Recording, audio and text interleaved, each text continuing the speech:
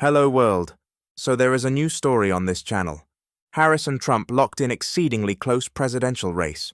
The race for president between Vice President Kamala Harris and former President Donald Trump is exceedingly close, with Harris's support resting on stronger personal appeal, while Trump draws on a die-hard base and a wide advantage on handling the economy to run about even despite less positive views of him, his empathy and temperament.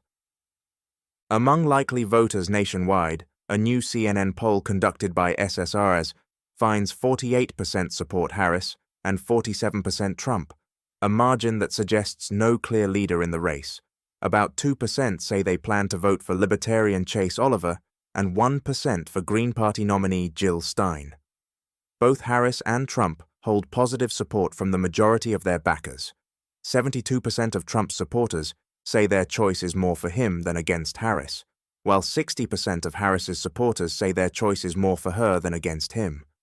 That's a major shift in voters' attitudes toward the race compared with earlier this summer. In the last national CNN poll in July, shortly after President Joe Biden ended his campaign for president, and Harris threw her hat into the ring for the Democratic nomination, Harris's backers were evenly divided between affirmative support for her and those driven by anti-Trump sentiment. And Biden's supporters in earlier polls said they were largely expressing opposition to Trump with their choice.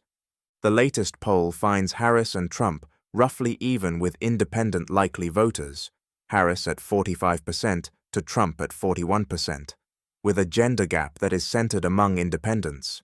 Independent women break 51%, Harris to 36% Trump, while independent men split 47% for Trump to 40% for Harris, with very little difference between men and women in either party. The gender divide in the poll is also more concentrated among white voters.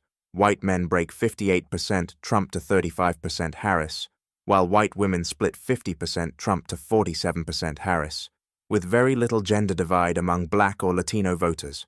Harris is well ahead among likely voters younger than 30, 55% support her to 38% who favor Trump, and among black, 79% Harris to 16% Trump, and Latino, 59% Harris to 40% Trump, likely voters. A scant 2% of likely voters say they haven't yet chosen a candidate to support, and another 12% have chosen one but say they could change their minds. Since becoming the Democratic presidential nominee, Harris's favorability rating has climbed to its highest level in CNN polling since just before her and Biden's inauguration in January 2021, currently 46% favorable to 48% unfavorable among likely voters, while Trump's has held steady, currently 42% favorable to 55% unfavorable among likely voters. Although many voters are still forming opinions of the major candidates for vice president, Harris's choice for a running mate, Minnesota Governor Tim Walz, has a notably more positive favorability rating, 36% favorable to 32% unfavorable, than Trump's running mate, Ohio Senator J.D. Vance, 30% favorable to 42% unfavorable. A narrow majority or more of likely voters nationwide say Harris's temperament, 58%, background and life experience, 56%, ability to understand their problems, 52%, skills as a leader, 51%, and vision for the country, 51%, align with what they want in a president. For Trump, by contrast, about half of likely voters or fewer say his vision for the country, 49%, skills as a leader, 49%, background, 46%, ability to empathize with people like them, 46%, or temperament, 38%, align with their vision of a president. But notably, in this divided race, 51% say each of them has policy positions on major issues that align with what they want in a president, with more saying Trump's are exactly what they want in a president, 29% for Trump versus 18% for Harris. That's true even as Trump is more broadly seen as too extreme in his views and positions than Harris is. 54% of likely voters say Trump is, 42% that Harris is. A small group of those who see Trump as too extreme are voting for him anyway. He holds the support of 10% of likely voters who consider his views and policies to be too extreme, while Harris has the backing of just 4% of those likely voters who feel she is too extreme. Trump also benefits from the 51% of likely voters who say that looking back on his time as president, it was more of a success than a failure, and Harris may be impeded by the widespread perception of Biden's time as president as a failure. 61% see it that way, and only 19% in that group say they support Harris for president. Likely voters overall say they trust Trump over Harris to handle the economy, 50% Trump to 39% Harris, immigration, 49% Trump to 35% Harris, and foreign policy, 47% Trump to 40% Harris.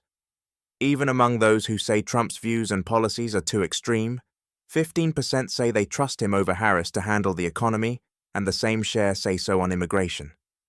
Likely voters generally favor Harris's approach on abortion and reproductive rights, 52% Harris to 31% Trump, uniting the country, 43% Harris to 30% Trump, and protecting democracy, 47% Harris to 40% Trump.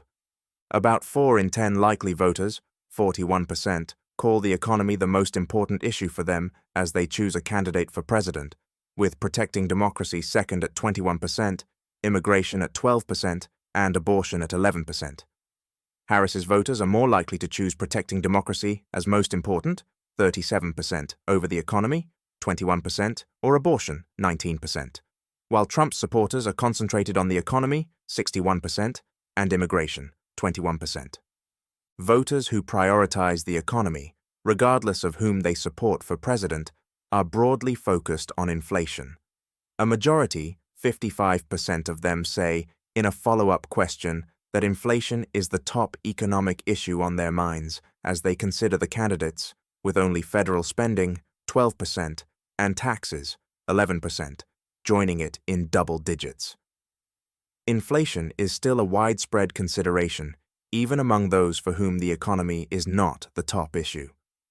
32% in that group say inflation is the biggest economic issue they're considering, 16% jobs and wages, 15% federal spending, 13% the cost of housing, and 12% taxes.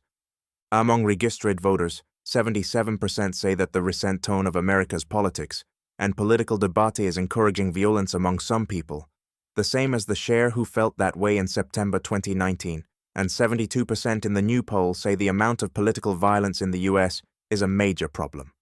Registered voters are more inclined to expect political violence to get worse than better, regardless of which candidate is elected this year, but more, 57%, say it would get worse should Trump be elected than if Harris were, 42%. The poll suggests that overall, Harris has begun to build a more positive public image, outpacing Trump across several measures of how the public views her personally. Democrats are more apt than Republicans or independents to see the recent tone as encouraging violence, 81% among Democratic registered voters, compared with 76% among independents registered to vote, and 73% among Republican registered voters. But partisans on both sides agree on the severity of the problem. 75% of Democratic voters and 73% of Republican voters call it a major problem. Slightly fewer independent voters feel the same way, 69%. Democratic voters are far more likely to say the risk of political violence will get worse should Trump win, 86%, than Republican voters are to say the risk will be higher should Harris win, 65%. Republican voters are also more likely to say things would get worse should their own candidate win, 30%, than Democratic voters are to foresee a higher risk for violence if Harris wins, 18%. Among all registered voters, 47% say they would feel afraid if Trump won the election, and a similar 45% would feel that way should Harris win.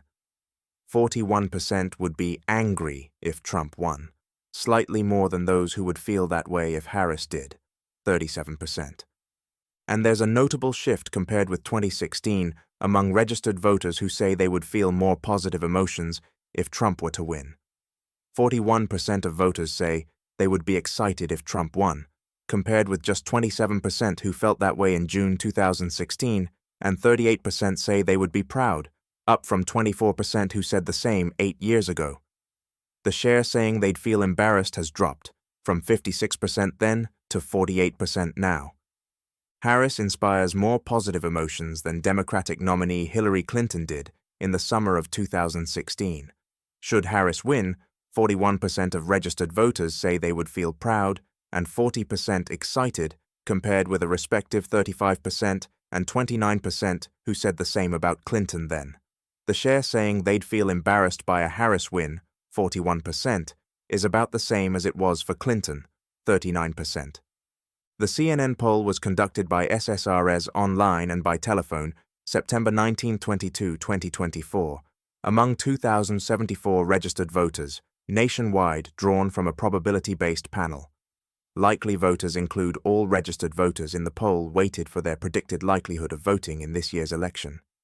Results for the full sample of registered voters have a margin of sampling error of plus or minus 3.0 percentage points. It is the same among likely voters and larger for subgroups. So what do you think about Donald Trump and Kamala Harris, who will U.S. elections? Mention your opinion in the comments.